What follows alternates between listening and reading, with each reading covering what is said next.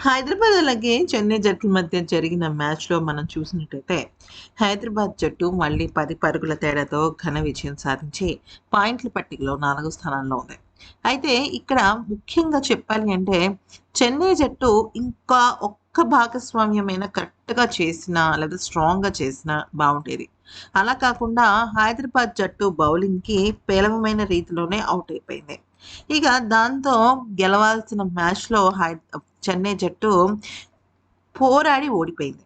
ఇక విషయంలోకొచ్చినట్టయితే దీనిపైన మ్యాచ్ ఓడిపోయిన తర్వాత చెన్నై జట్టు కెప్టెన్ అయిన రుతురాజ్ గైక్వాడ్ మాట్లాడుతూ ఏమన్నాడంటే, నిజానికి హైదరాబాద్ జట్టు పవర్ ప్లే ఆడుతున్న సమయంలో నేను 220, 230 మధ్య స్కోర్ ఉంటుందని భావించాను.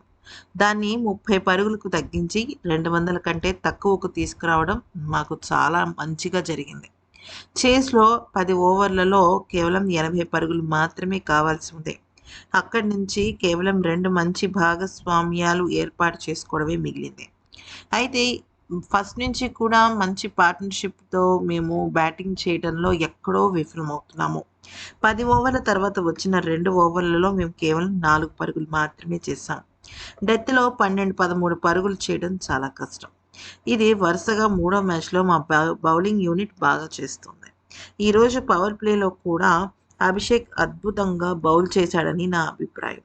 బంతితో అందరూ మంచి పని చేశారు అని నేను భావిస్తున్నాను. అన్షుల్ తన బౌలింగ్ మీద, ముఖ్యంగా డెత్ బౌలింగ్ మీద బాగా పనిచేస్తున్నాడు. చాలా అరుదుగా అలాంటి బౌలర్లు వస్తారు. వాళ్ళు కెప్టెన్‌కు స్పష్టంగా చెప్పగలరు, నాకు ఏం తెలుసు, నేనేం చెయ్యాలి అనేసి.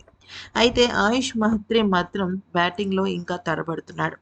తన బ్యాటింగ్ ఇంకా ఇంప్రూవ్ అవ్వాల్సిన అవసరం ఎంతైనా ఉంది. అయితే ముఖ్యంగా చెప్పాలి అంటే ఆయుష్ మహత్రే తన సహచర ఆటగాడైన తన స్నేహితుడైన వైభవ్ సూర్యవంశీ, అలాగే అభిషేక్ శర్మ ఇలాంటి ఆటగాళ్ళని చూసి నిజాయితీగా చాలా స్ట్రాంగ్‌గా ఎలా ఆడాలి అనేది తెలుసుకోవాలి. తన గేమ్ బావుంది. కానీ ఎక్కడో కాన్ఫిడెన్స్ మిస్ అవుతోంది. తన మీద తనకి కాన్ఫిడెన్స్ లేకనే ఇటువంటి తప్పిదాలు జరుగుతున్నాయి. తను గనక ఔట్ అవ్వకుండా ఇంకా కొంచెం రానిచ్చి ఉండుంటే బావుండేది. ఖచ్చితంగా తను హాఫ్ సెంచరీ చేస్తాడని నేను అనుకున్నాను.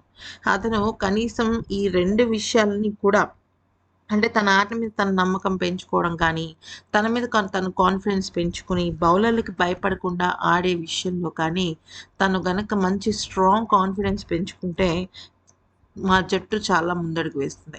శివం దుబే భయం, బెరుకు లేకుండా ఆడినప్పటికీ అప్పటికే మ్యాచ్ మా నుంచి చేజారిపోతుంది. ఏదో కొంత పరుగులైతే ఫినిషర్స్ చేయగలరేమో కానీ, ఇక మొత్తానికైతే మాత్రం వీళ్ళే చూసుకోవాలి అంటూ ఆయుష్ మహత్రే విషయంలో కొద్దిగా అసంతృప్తిగా ఫీల్ అయ్యాడు.